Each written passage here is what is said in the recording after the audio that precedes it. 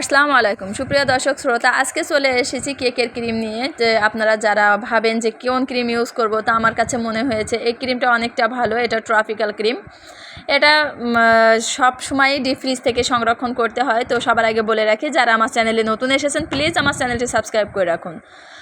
এখানে দেখেন যে আসলে এটা বাংলাদেশে একটা পণ্য, আর ডিপ ফ্রিজ থেকে নিয়ে এসে ডিপ ফ্রিজে সংরক্ষণ করে তারপরে এখান থেকে যখন আইস জমবে, মানে হালকা হালকা আইসটা ছেড়ে দিবে, সেই সময় এটা ব্যবহার করতে পারবো।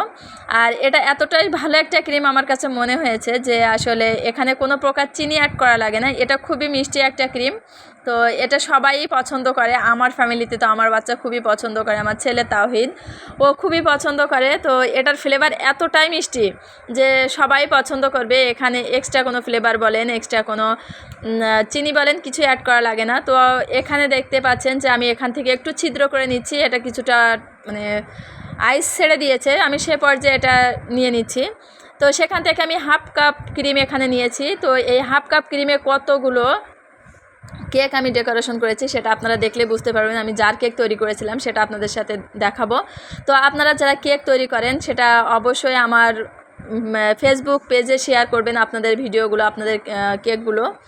আমার ফেসবুক পেজের নাম হচ্ছে আরটি কেক হাউস। আপনারা আরটি কেক হাউসে অবশ্যই একটু এই পেজটাতে আপনাদের কেকগুলো শেয়ার করবেন। আর হচ্ছে যারা গ্রুপে শেয়ার করতে চান সেখানে রেখা কেক অ্যান্ড ক্রেফ, এখানে আপনারা অবশ্যই শেয়ার করতে পারেন। আর আমি কেকটা বিট করতে করতে যখন এই পর্যায়ে এসছে, পাশের সবগুলো কেক আমি মাঝখানে দিয়ে আবারও কিছুক্ষণ বিট করে নিয়েছি। এটা এই স্টেপে আসার পরে দেখেন আমি যে বোলটা নিয়েছিলাম, বোলটা যখন উল্টাচ্ছি তখন কিন্তু ক্রিমটা পড়ছে না। আপনারা এই স্টেপেও কিন্তু কেকটা ডেকোরেশন করে নিতে পারেন। আপনাদের কাছে যদি মনে হয় যে আরও কিছুক্ষণ বিট করা লাগে তো অবশ্যই বিট করে নেবেন। আমার এখানে আরও কিছুক্ষণ বিট করব। আর এটা খেতে এতটাই মজার হয়, সবাই পছন্দ করে। আমার ছেলে এটা খেতে খুবই পছন্দ করে। সে অলরেডি পাশে এসে বসে আছে যে আমার কখন বিট করা হয়ে যাবে। সে তখন বিটারের কাঁটাটা নিয়ে সুন্দর করে পরিষ্কার করে খেয়ে নেবে।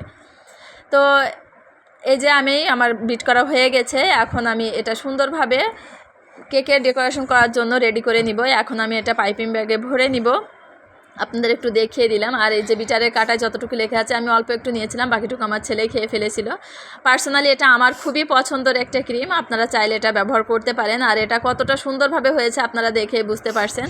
তো এটা আমি এখন পাইপিং ব্যাগে ভরে নিচ্ছি। ভরা হয়ে গেছে। এখন এই যে পাইপিং ব্যাগের আগা থেকে একটু কেটে দিব, ছিদ্র করে দিব, যাতে করে এই যে করা হয়ে গেছে। এখন এগুলো দিয়ে আমি জার কেক ডেকোরেশন করব।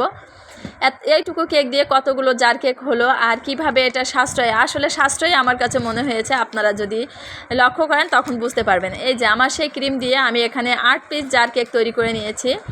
এটা হচ্ছে ভ্যানিলা কেক। তো এটা কিন্তু খুবই খুবই মজার, আপনারা বাসায় ট্রাই করতে পারেন। আমি অবশ্যই একদিন আপনাদের সাথে শেয়ার করব এটা। তো আজ এই পর্যন্ত, সবাই ভালো থাকবেন, আমার জন্য দোয়া করুন, আমার ফ্যামিলির জন্য দোয়া করবেন, আমি আপনাদের জন্য দোয়া করি। আর এই কেকগুলো অবশ্যই আমি আপনাদের সাথে শেয়ার করব। আপনারা আমার টিপসগুলো দেখে ফলো করতে পারেন বা তৈরি করতে পারেন। খুবই সহজভাবে আমি আপনাদের তৈরি করে দেখিয়েছি। তো আজ এই পর্যন্ত।